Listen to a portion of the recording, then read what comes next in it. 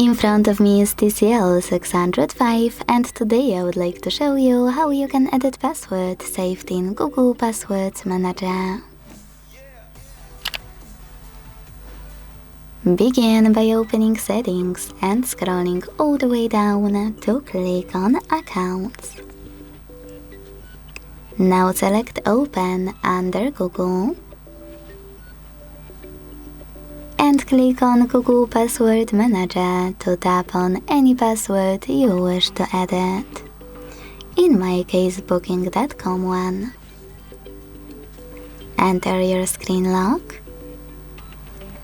Tap on Edit button next to Delete one and change wherever you want to.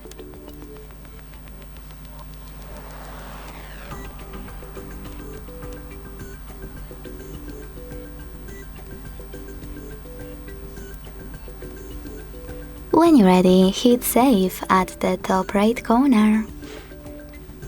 Thanks so much for watching. If you enjoyed this video, leave a like, comment and subscribe. Bye!